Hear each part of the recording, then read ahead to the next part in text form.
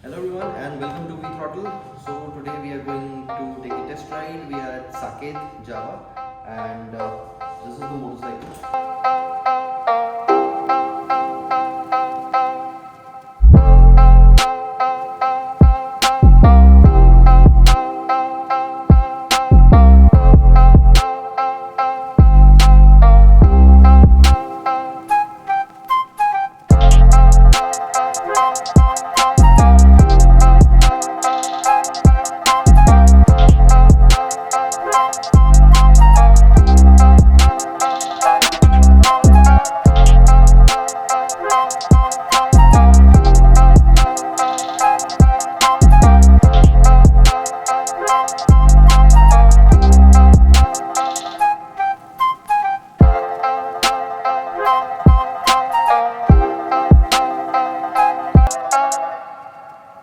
Now, this looks completely different, as in this is a new sort of genre that we have in India from an Indian manufacturer, and this is the first time any scrambler has actually showed up in the showrooms. So, starting from the front, this looks amazing. It looks better than the Adventure for sure. Starting from the front end, this tire, this is the MRF Zapper Curve F1, and this is the road and off-road tire. Comes with the 19-inch rim. Now 19-inch makes a lot of sense. The reason is that this will be better on and off-road both, because scramblers were street bikes modified into something that you can scramble with and you can go to different places. Now this has become a complete new segment altogether. So coming to the suspension setup, now these are the long travel suspension, and this comes with a peak here. LED indicators, they look gorgeous, but then they are completely solid. That is something that should have been, a little bit flexible. Good headlamp here. This comes with the LED. A single pod instrument here, and this will show all the information. We'll go for a test ride and then we'll check how this works, and we'll see what all information is there on the speedometer. So let me take you through a few things here on the motorcycle. So this is the instrument cluster. It says hi Yezdi, Java, Mahindra.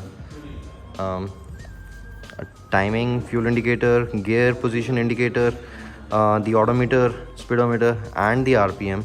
And then you have different lights here like ABS, and these are the indicator lights, and fuel gauge sort of like empty when it's about to get empty. And then this USB and C point charger cluster here. It looks solid, have a very decent quality. This is the hazard switch, this is the self starter button, and good grips. So you can, it's really good to have these thick grips. It's good for the highways. Then you have a chunky tank here. Now this is something interesting that I didn't find on the Adventure, and this is the tank. So here's a cutout, so this will make you grab your tank a little bit better. Let me just show you how.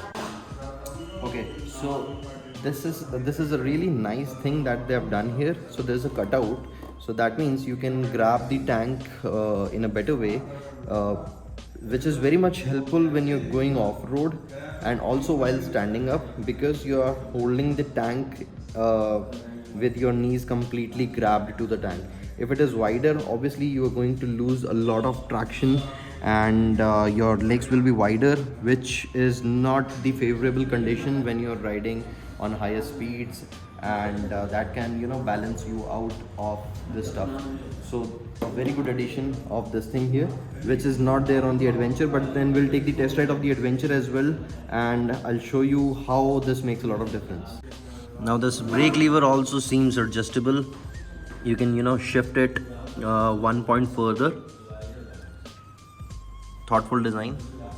And then now this thing is extremely helpful. Scrambler with soft luggage system, that's extremely helpful for long rides where you need soft luggage only specifically. So they have given this dedicated coupler here for the auxiliary lamp, which is a very good add-on, so you don't have to cut wires and you don't have to do anything else. It's from the brand itself. And I'll show you a better thing here, that they've also given this position here for the auxiliary lamps. Even if you have other auxiliary lamps on your mind, you still have some position to give to them.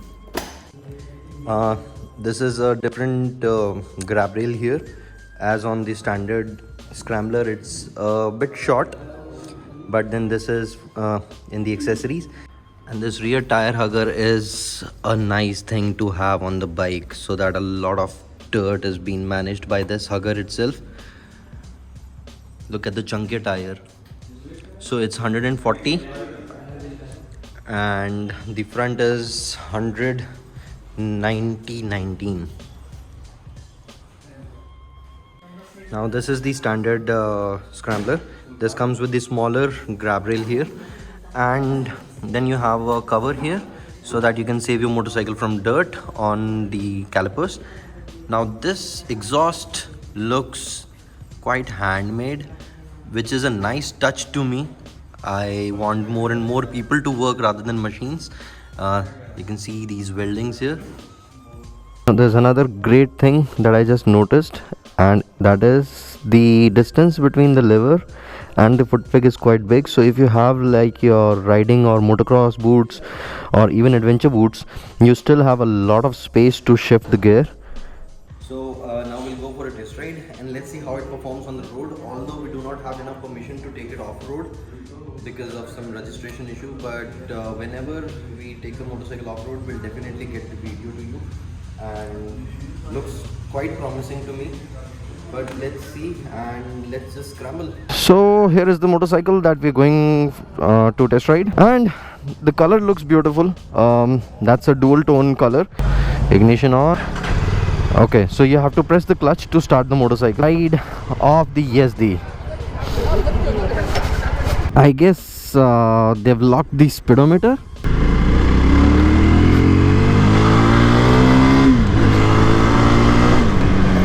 First jump. Okay, the bike is front heavy just a little bit. Okay, just a little bit. The handlebar position is extremely good, and I have my elbows free, so you don't have to get another handlebar to it. Yeah, so it has 6 gears, it has 28 Newton meters of torque, but that comes at around 6,700 something RPM.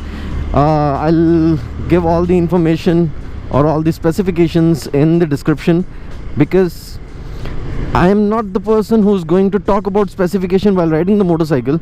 It's just for your information in the description. Now what I'm going to talk about is the other important fact, and that is how it feels to ride in the city, because today we cannot go off-road, but we're in the traffic, and this feels really nimble, agile and eager. Nice. The engine is smooth. There's no such vibration, just a little bit of buzz, but then that's okay. I'll tell you something about this little tank that I was talking about. So you can go at the front, and then you have enough space to take your leg out and then go for your motocross position. It's the torque which comes earlier at 6,750. So that means you can have fun with this bike. And then the riding posture, the ergonomics, and the braking and the brake lever, everything is just so perfect on this bike right now. If you would like to have this motorcycle, you can buy it at a first glance.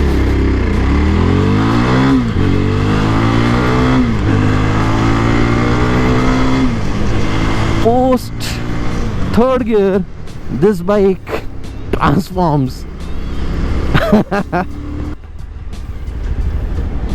And look at the handling. Then you have different settings here for your ABS, like the modes.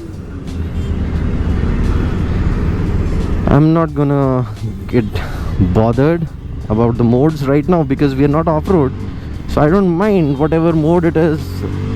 I hardly use brakes anyways. The suspension could have been a little bit softer, than what it is right now.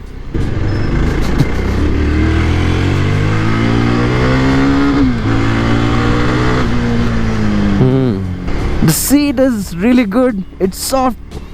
The cushioning is really nice. So it's all about control on this bike. Because you're sitting in the commanding position, you are actually telling the motorcycle what to do. But yeah, there's this one thing that you have to shift gears all the time because of the gearing ratio. I don't feel like I'm riding a 182 kilogram motorcycle.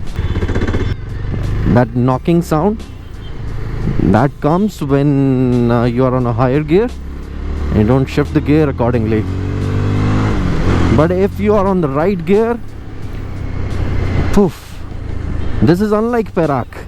It has the same 334cc engine from Perak, but then it doesn't feel like. And see, I'm 5'10". Look at my feet, they're all down. Oh, the balance of the motorcycle is really good going into the corners or dipping into the corners. But remind you, this is not a road focused motorcycle. This is to do all sort of things. Look at the balance. It works so good in a straight line as well. Oh, so the best part about seat is that it will allow you to come quickly onto the front, so it slides pretty well. Oh, okay.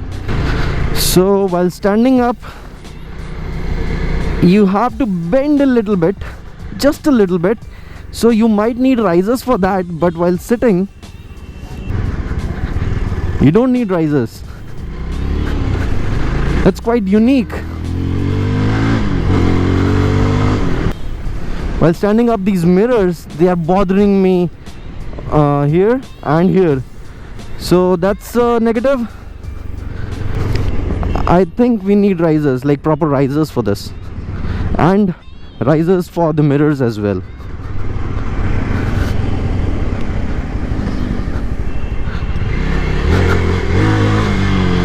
Yeah, it handles pretty well on the dirt.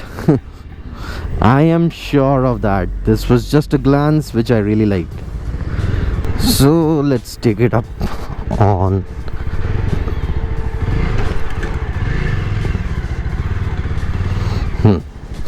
So you see, there's this stiffness in the suspension which is against my liking. A few people might like it how it looks, but you need just a little bit of tuning of the suspension. Sounds good. The exhaust is placed at a nice position so it doesn't affect anything. There's enough ground clearance so you can actually, you know, scramble around. The clutch is really good. It's like, you can say, on the medium setting of between hard and soft.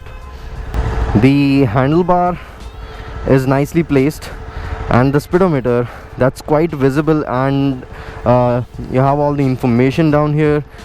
The tachometer is up to 12,000 rpm, but it doesn't reach there. The braking is superb. The throttle response is crisp.